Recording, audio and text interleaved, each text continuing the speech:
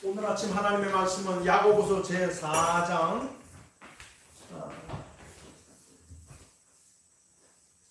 13절부터 17절까지입니다. 순서지가 조금 잘못됐는데 4장 13절부터 17절까지예요. 제가 13절을 읽으면 여러분들이 14절을 마지막 절은 다 같이 읽겠습니다. 하나님의 말씀 생명의 양식 신약성경 375쪽 야고보서 제4장 13절 들으라 너희 중에 말하기를 오늘이나 내일이나 우리가 어떤 도시에 가서 거기서 1년을 머물며 장사하여 이익을 보리라 하는 자들아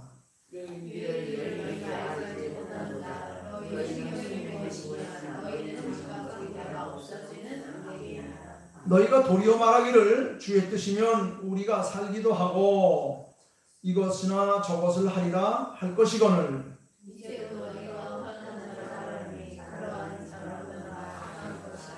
다같이 그러므로 사람이 선을 행할 줄 알고도 행하지 아니하면 죄니라. 아멘.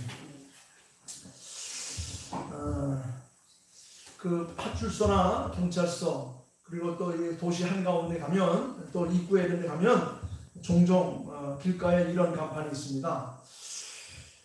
여러분의 경찰은 3분 거리에 있습니다. 그 뜻은 아마 민중의 징판인 여러분의 경찰이 3분 밖에 안 되는 가까운 거리에 있으니 도움이 필요하다면 언제든지 도움을 요청하십시오 라고 하는 그런 뜻일 겁니다. 여러분들 가까이에 여러분들을 도와줄 민중의 지팡이들이 있습니다. 얼마나 고마운 글귀인지 몰라요. 얼마나 감사한 일인지 모릅니다. 그런데 또 반전이 있어요. 선량한 시민으로서는 아주 반갑고 친절한 안내가 될 수 있습니다. 그러나 반면에 그 글을 보면서 뜨끔하는 사람도 있습니다. 소매치기라든가 마약 밀매업자라든가 현생 수배인들에게는 여러분 3분 거리 안에 경찰이 있습니다. 이 말을 이런 문자를 보면 아마 기절초풍하고 기겁을 하고 도망갈 것입니다. 자기를 쫓는 경찰이 3분 거리에 있다면 체포되는 것은 곧 시간 문제이기 때문에 이렇게 죄 지은 사람들은 오히려 그것이 두려움이 될 수 있어요. 공포가 될 수 있습니다. 하나님을 사랑하고 하나님의 빛 가운데 사는 사람들은 하나님이 내 곁에 계시고 내 안에 계신다는 것을 우리가 깨닫고 누린다면 정말 감사하고 행복한 일입니다. 그런데 반대로 하나님을 멀리하고 죄를 짓고 사람들에게는 하나님이 내 곁에 내 가까이 계신다고 할 때에 그것은 오히려 두렵고 겁나는 일이 될 수가 있어요. 그래서 죄를 지은 아담과 하와는 숨어버렸어요. 도망갔습니다. 그러니까 하나님께서 찾아오셔가지고 아담아 네가 어디 있느냐? 예, 제가 하나님께 죄를 범하여 바위 위에 숨었나이다. 우리가 한평생 사는 건 참 귀한 삶입니다. 그런데 사는 것도 잘 사는 게 있고 못 사는 게 있어요. 우리 모두가 다 잘 살기를 원합니다. 행복하게 살기를 원합니다. 풍성하고 풍족하게 살기를 원합니다. 그런데 사는 것도 마찬가지예요. 하나님의 은혜로 사는 사람들은 세상을 살아가는 동안 두렵거나 불안할 까닭이 없습니다. 그런데 부당하고 부적절한 방법으로 재산을 모으고 사는 사람들은 늘 초조하고 불안할 수밖에 없어요. 저는 오늘 말씀을 읽어가는 동안에 예수 믿어서 하나님의 백성이 된 사람들 중에 어떤 사람이 정말 잘 사는 사람이고 어떻게 사는 것이 잘 사는 것인가 함께 생각하면서 우리도 그렇게 살아야 되지 않나 그렇게 생각해 봅니다. 자, 그렇다면 어떤 사람이 잘 사는 사람인가? 예수 믿어서 구원받아 하나님의 백성이 된 거 이건 기본이에요. 그런데 예수 믿어 구원받아 하나님의 백성이 된 사람들 중에도 잘 사는 사람, 못 사는 사람이 있어요. 힘들고 어렵게 사는 사람이 있고 늘 지지고 볶고 싸우면서 살아가는 사람도 있습니다. 예수 믿어서 하나님의 백성들 된 사람들 중에도 어떻게 한 사람이 잘 사는 사람인가? 첫째는 자신의 한계를 인정하며 사는 겁니다. 자신의 한계를 인정하며 사는 거예요. 여기 13절과 14절 말씀을 보면 어떤 사람이 성공의 푸른 꿈을 안고 사업을 하기 시작했습니다. 그래서 여기 말씀 보니까 어떤 사람이 어떤 도시에 가서 1년을 머물면서 거기서 멋진 사업을 시작해서 내가 큰 이익을 볼 것이다. 아주 정말 성공의 꿈을 감고 일을 시작했어요. 자본금도 넉넉했습니다. 또 그를 도와줄 은행도 지원할 자도 있습니다. 또 머리 좋은 친구들도 있고 또 제안 좋은 그런 사람도 있었습니다. 그런데 14절 말씀 보니까 당차게 사업을 시작하라고 하는 그에게 난데없이 너의 생명이 무엇이냐? 라고 하는 이런 질문이 딱 던져지는 거예요. 13절 들으라! 너희 중에 말하기를 오늘이나 내일이나 우리가 어떤 도시에 가서 거기서 1년을 머물며 장사하여 이익을 벌이라. 이렇게 정말 멋진 꿈을 가지고 모든 걸 다 준비하고 완벽하게 준비하고 일을 시작하려고 하는데 하늘에서 음성이 들립니다. 너희 생명이 뭐냐? 너희는 누구냐? 너는 잠깐 보이다 없어지는 안개니라. 그 뜻은 모든 것은 다 생명과 관계 있다는 겁니다. 다시 말하면 돈 버는 것도 성공하는 것도 권력을 잡는 것도 다 생명과 관계 있다는 것인데 그 생명을 누가 주고 있느냐 그걸 보라는 거예요. 내가 많은 것을 옮겨주었다 할지라도 오늘 저녁에 내 생명을 부르면 네가 준비했던 모든 것이 다 누구 것이 되겠느냐 무엇이 되겠느냐 다 쓸모없는 것이 된다는 거예요. 팔팔하던 내 생명이 어느 날 갑자기 안개처럼 사라져 버린다면 내가 계획하고 준비했던 모든 것들도 아무런 의미 없는 것이 된다는 거예요. 그런데 인간은 그걸 예측을 못해. 전혀 그런 일이 내게 벌어지리라고는 상상도 안 하고 그렇게 살아가고들 있어요. 통계에 의하니까 하늘 나는 비행기가 추락할 확률은 400만 분의 1이래요. 400만 대가 하다가 그 중에 하나. 그 중에 또 벼락을 맞은 일은 800만 분의 1이라는 겁니다. 벼락이 800만 번 쳐져야 나이가 올까 말까 하다는 거예요. 복권 확률은 어떤지 아십니까? 복권. 여러분들 돼지꿈을 꾸면 복권 하나씩 사죠. 복권에 당첨될 확률은 1억 8천만 분의 1이라는 겁니다. 1억 8천만 분의 1. 라스베가스에서 대박이 터질 확률은 2억만 분의 1이라는 거예요. 그런데 내가 죽을 확률은 100분의 100이라는 겁니다. 내가 죽을 수 있는 확률은 100이면 100. 다 죽을 확률이라는 겁니다. 이 세상에 안 죽을 사람이 어디 있어요? 다 죽죠. 그러니까 모두에 해당된다는 거예요. 죽는다는 거예요. 이런 사실을 알고 인정하면 우리는 당장 인생을 새로운 차원에서 바라보게 되고 인생을 사는 자세를 달리할 수밖에 없어요. 어떤 한계냐? 자신의 한계를 인정하지 않는 사람을 성경에서 뭐라고 하는지 아세요? 오만방자한 자라고 했어요. 그 사람이 누구냐? 하나님을 두려워하지도 않고 신뢰하지도 않는 자라고 했어요. 시편 1편에 그랬어요. 복 있는 사람은 악인의 길을 쫓지 아니하며 주인의 길에 서지 아니하며 오만한 자리에 살지 않는다고 그랬어요. 그런데 하나님을 두려워하지도 않습니다. 하나님을 신뢰하지도 않습니다. 하나님께서 말씀을 주시면 그건 나와 관계없다고 헛소리한다고 이렇게 생각합니다. 이건 뭐냐? 자신의 한계를 인정하지 않는 사람이에요. 이 세상에 죽지 않는 사람이 어디 있습니까? 죽음은 모두에게 다 옵니다. 100분의 100일. 그런데 자신의 한계를 인정하는 사람은 한없이 겸손하고 하나님을 의지할 수밖에 없어요. 자신의 나약함을 인정하는 겁니다. 부족함을 인정하는 거예요. 그래서 나보다 나은 사람을 내가 높이면서 그의 도움을 받는 거예요. 나도 할 수 있어요. 그런데 내가 하니까 제대로 안 돼. 능력이 안 나타나요. 그래서 전문가를 찾아가는 겁니다. 내 인생의 전문가 누구입니까? 하나님이. 그래서 하나님 앞에 주일마다 나와서 엎드려서 하나님 나는 여기까지입니다. 나의 삶을 도와주시고 나의 삶을 인도하시고 나를 붙들어 주시옵소서. 미국의 34대 대통령이었던 아이젠하워라고 하는 분이 계십니다. 이분은 아이젠하워는 2차 세계대전 당시에 유럽군 사령관을 지내신 오성 장군이에요. 극동군 사령관을 지낸 분은 메가더 장군이고 그 다음에 이 메가더 장군과 아이젠하워 장군을 펜타곤에서 후원한 주신 그 장군은 또 한 장군이 있는데 그 장군, 이게 세 장군 중에서 아이젠하워만 대통령이 됐어요. 그 아이젠하워가 대통령이 되어서 전국 언론인 클럽에서 연설을 하게 되었습니다. 그는 연설 중에 이런 얘기를 했어요. 저는 어린 시절에 아버지와 함께 인근 목장의 젖소를 살아갔습니다. 마음에 드는 젖소 한 마리를 고른 후에 그 젖소 주인에게 물어봤지요. 이 젖소의 혈통이 좋은지, 유지방 성분은 좋은지, 매일마다 젖은 얼마나 내는지 꼼꼼히 물어봤습니다. 그랬더니 그 주인이 하는 말은, 저는 그런 전문적인 건 잘 모릅니다. 제가 아는 것은 이 소가 송아지 젖부터 제가 키운 젖소인데 아주 정직하다는 겁니다. 지금까지 이 젖소는 자기가 가지고 있는 모든 것을 나에게 다 줬습니다. 아마 당신이 이 젖소를 가지고 가면 이 젖소는 이제 당신을 주인으로 알고 당신에게 모든 것을 아낌없이 내어줄 것입니다. 대답했어요.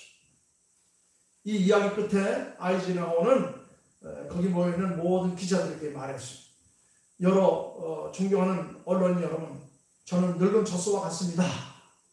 저는 대통령으로서 가진 모든 것을 국민과 여러분에게 또 우리 미국을 위해서 다 드리겠습니다. 이렇게 말하자 거기 모인 모든 언론인들이 다 기립해서 박수하면서 화답을 했다는 겁니다. 미국의 역대 대통령들이 많아요. 지금 45번째, 46번째 된 대통령까지 왔는데 미국 역사 250년 역사 가운데 가장 복된 그런 대통령이 누구였냐면 아이젠하워 대통령 때라는 겁니다. 미국 경제가 발전하고 가장 미국이 안정돼 있던 때라는 겁니다. 전쟁도 끝나고 아직 전쟁을 시작하지 않았고 그리고 모든 것이 갖춰져 있는 그릇이다.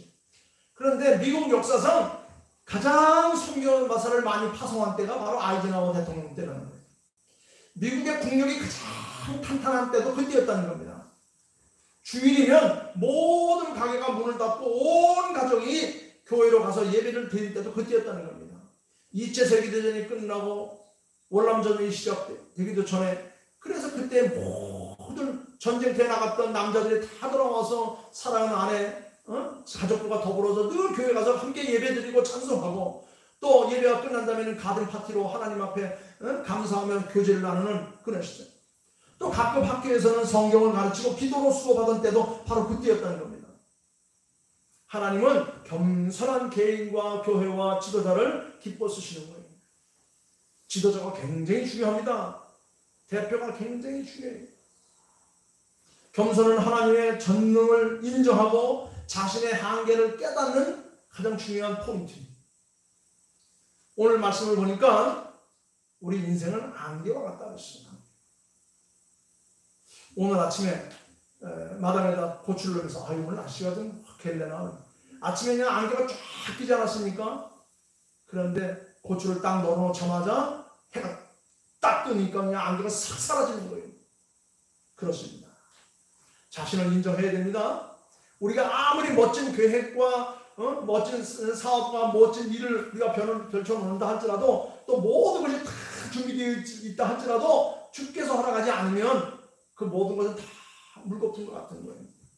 내 일을 너희가 알 수 있느냐? 너희 생명이 무엇이냐? 너희는 잠깐 보이다 없어지는 안개니라. 자, 두 번째는 뭡니까? 두 번째는 이제 내 인생의 한계를 알았다고 한다면 뭘 해야 되느냐? 15절 말씀 보면 거기 그랬어요. 너희가 도리어 말하기를 주의 뜻이면 우리가 살기도 하고 이것이나 저것을 하리라 할 것이거늘. 그렇습니다. 첫째는 인생의 한계를 인정하는 것이고 두 번째는 주님의 뜻을 우리가 발견하고 깨닫고 따라서 살아야 되는 거예요. 다시 말하면 하늘의 뜻을 우리가 거역하면 안 되는 겁니다. 하늘의 뜻을 우리가 늘 분별하고 그 하나님의 뜻대로 사는 겁니다. 주의 뜻이면, 그렇죠? 주의 뜻이면 그렇습니다. 주의 뜻을 쫓아 살아가는 겁니다. 우리가 살기도 하고 이것도 하고 저것도 할 수 있다. 그랬어요. 40여 년간 학교 교사로 공직하던 우리 교장직을 끝으로 은퇴를 했습니다. 40여 년 동안 학교에서 가르침을 하다가 은퇴를 했으니 너무 허전했습니다. 은퇴하고 나서 1년은 무척 견디기가 힘들었습니다. 갈 데도 없고 할 일도 없고 인생이 다 끝날 것 같은 허전함 때문에 울적한 우울감도 오고 고독감이 오기 시작했습니다. 그러다가 일거리를 찾았습니다. 매주 월요일 병원 응급실을 찾아가 거기에 실려오는 사람들, 또 그 앉아서 기다리는 사람들을 도와주는 자원봉사자로 나서기 시작했습니다. 삶과 죽음의 세계를 오락가는 응급실, 하루 종일 거기서 환자들의 가족들을 돕고 또 그들에게 복음을 전하느라고 하루 해가 저물었습니다. 또 수요일은 장애자를 돕는 날로 스스로 정하고 어려운 자들을 위해서 휠체어를 밀어주고 또 병원 입구에서 병원 안에까지 오르락날 이런 일을 했습니다. 또 장애자 집을 찾아가서 장애자 가운데 바깥을 쐬고 싶은 사람이 있으면 그 사람을 자기 차에 태워가지고 드라이브도 시켜주고 병원에 데려다 줬습니다. 사남매들이 한 달에 10만 원씩 아버지 차량 운전비로 그때 쓰시라고 가져오면 그 돈으로 세금을 내고 기름을 사서 넣고 나머지는 다 봉사로 다녔습니다. 먹고 사는 것은 40여 년 동안 공직에 있었으니까 연금으로 충분했습니다. 그래서 연금으로 두뇌가 전역하면서 살기로 하고 나머지는 다 아껴서 봉사하는 데 썼습니다. 그랬더니 1년 동안 우울감이었고 참 어쩔 바를 몰랐던 그의 삶에 활기가 돌기 시작했습니다. 갈 데가 있습니다. 할 일이 있습니다. 이야기를 나눌 사람들이 있습니다. 그리고 자기의 앞길을 볼 수 있는 그런 길이 열렸습니다. 그래서 아주 굉장히 기분이 좋았습니다. 그리고 나머지 요일은 교회가 부르면 언제든지 교회에 뛰어가서 어떤 일이든지 다 하겠다고 목사님의 오른팔이 되어줬습니다. 아낌없이. 그렇습니다. 그게 바로 주의 뜻으로 사는 겁니다. 그게 바로 하늘의 뜻을 따르는 겁니다. 그것이 바로 내가 지금까지 살아왔던 삶을 정리하는 아름다운 삶이라고 할 수 있습니다. 자신의 인생을 멋지게 마무리하는 겁니다. 우리는 어떻게 사는 것이 정말 하나님의 뜻을 따르고 하늘을 우리가 참 거역하지 않고 내 삶을 보람있고 가치 있게 살 수 있느냐. 내게 주신 시간과 건강과 물질, 재주를 다 주를 위해서 기도하고 결단한다고 한다면 하나님께서 내게 회복의 기회를 주시는 거예요. 우울증이 다 사라지고 조울증이 사라지고 말 못할 고민 괴로움도 사라지고 함께 할 수 있는 그런 은혜가 넘치게 됩니다. 은퇴한 사람들이 제일 먼저 걱정하는 게 그런 거예요. 은퇴하면 제일 먼저 떨어지는 게 전화부터 안 온답니다. 친구들도 연락이 없답니다. 돈도 떨어진다는 겁니다. 할 일도 없다는 겁니다. 그래서 오는 거는 이 정신질환 우울증이 온다는 거예요. 그러면 한번 확 늦는다는 거예요. 그런데 그런 것들을 극복할 수 있는 방법이 뭐냐? 주의 뜻을 우리가 찾기 위해서 기도하며 거기에 올인하는 겁니다. 자, 마지막으로 오늘 본문 가운데 자기의 한계를 인정하고 주의 뜻을 따랐다고 한다면 우리는 어떻게 살아야 될까? 마지막 17절 우리 같이 한번 읽어보겠습니다. 시작. 그러므로 사람이 선을 행할 줄 알고 행하지 않으면 죄니라 그랬습니다. 자, 이제 자신의 한계를 깨닫고 하늘의 뜻을 따른다고 한다면 우리가 할 수 있는 일이 뭡니까? 선을 행하는 거예요. 아름다운 일을 살아가는 겁니다. 하나님의 뜻대로 살아가는 거예요. 행동을 보이는 겁니다. 사람이 선을 행할 줄 알고도 행치 않으면 죄다. 최고의 선, 지구의 선이 뭡니까? 하나님이. 우리의 최고의 선은 바로 하나님입니다. 하나님은 지금 말씀으로 우리 가운데 오셨습니다. 육신을 입고 오셨던 말씀이 우리에게 말씀으로 다시 오셔서 우리에게 성령으로 우리의 삶 속에 역사하시는 거예요. 그러니까 선을 행한다고 하는 것은 하나님의 말씀을 그대로 행하는 것을 의미하고 있습니다. 중요한 것은 알고도 행하지 않는 게 죄라고 했어요. 알고도 행하지 않는 것. 이미 우리는 많이 듣고 배워서 알고 있습니다. 하나님은 선이다. 하나님은 지고지신하신 분이다. 기독교인은 비기독교인에 비해서 선이 무엇인가, 왜 선을 행해야 하는가를 아는 사람들이 하나님은 선이, 아름다움이 가장 귀한 겁니다. 여러분, 이것이 좋은 일이다라는 것을 알면서 행하지 않는 것은 이것은 나쁜 일이에요. 또 반면에 알면서도 하는 것은 둘 다 죄예요. 이건 하면 안 된다. 알아요. 그런데 알면서도 해. 그건 죄예요. 우리에겐 그 어떤 일을 할 수 있는 자유와 하지 않을 자유가 있어요. 하나님은 우리를 로봇으로 만들지 않고 우리에게 최고의 선물인 자유의지를 주었어요. 나는 하나님을 떠날 자유도 있습니다. 하나님을 떠나지 않을 자유도 있어요. 믿을 자유도 있고 믿지 않을 자유도 있어요. 그러나 그 자유에 대한 뭐가 있습니까? 책임이 우리에게 있어요. 그 책임을 우리 주님께서 물으시는 겁니다. 내가 너에게 이런 아름다움을 줬는데 왜 관리하지 않아서 다 썩고 부패하게 만드느냐? 그건 너의 게으름이다. 너의 나태함. 여러분, 우리는 하늘의 뜻을 찾아야 돼요. 그러기 위해서 어떻게 됩니까? 하나님의 말씀을 많이 봐야죠. 들어야죠. 예배의 삶이 중요한 겁니다. 그래서 하나님의 백성들이 가장 중요한 게 뭐냐면 예배하는 삶이에요. 예배하는 삶을 통해서 하나님께서 내게 주시는 그 은혜가 무엇인지를, 그 뜻이 무엇인지를 그걸 찾는 겁니다. 세우신 주의 종을 통하여 하나님의 말씀을 듣고 또 들은 말씀을 통해서 되새김질하고 그것을 삶의 현장에 나가서 실천하는 것. 그러므로 사람이 손을 행할 줄 알고도 행하지 않으면 죄다. 우리는 잘 살아야 합니다. 예수 믿어 구원받아 하나님의 백성들, 구원은 따는 당상이고 영원한 천국은 따는 당상이에요. 그런 하늘나라에 올라가서 우리가 어떤 상급이 있고 우리가 이 땅에서 어떤 삶을 사느냐는 것은 나에게 달려있어요. 나의 의지에 달려있습니다. 그러나 어떻게 우리가 잘 살아야 되긴 하는데 어떻게 사는 것이 잘 사는 것인가, 그걸 바로 알고 살아야 되는 겁니다. 성경은 말합니다. 예수 믿고 사는 것이 가장 잘 사는 거예요. 예수 믿고 사는 거예요. 즉 예수님의 말씀을 믿고 지키고 행하며 사는 것이 가장 아름다운 삶이라는 겁니다. 그 이유는 예수를 믿어야 죄사함을 받고 죄사함을 받아야 영원히 살 수 있고 영원히 살 수 있어야 우리가 이 땅에 사는 날 동안 실족하지 않는 거예요. 예수 믿어야 나와 함께 하시고 나를 지키시고 내게 피할 길을 열어주시는 믿음이 생기고 또 감사함이 넘치고 오늘도 꿋꿋하게 일할 수 있는 그런 능력이 생기는 겁니다. 우리 역사를 보면 언제나 어느 시기나 어려운 경제적 상황이나 어려운 상황을 지나고 난 후에 그 사회에 나타나는 두드러지는 현상이 있어요. 예를 들면 이런 겁니다. 최근에 우리 한국 경제사의 가장 큰 어려움이 뭐였냐면 79년도에 있었던 유류파동, 그 다음에 97년도에 있었던 IMF, 그 다음에 지금 있는 이 코로나 이런 사태, 이런 사태들이 한번 지나고 나면 가장 먼저 일어나는 사회적 현상이 뭐냐면 빈부의 격차가 확 벌어진다는 겁니다. 빈부의 격차가 심해진다는 거예요. 잘 사는 사람들은 상상할 수 없을 만큼 잘 살고 어려운 사람은 상상할 수 없을 만큼 더 어려워진다는 겁니다.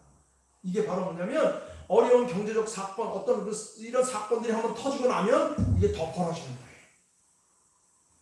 그러나 보다 더 중요한 것은 신앙의 양극화 현상입니다.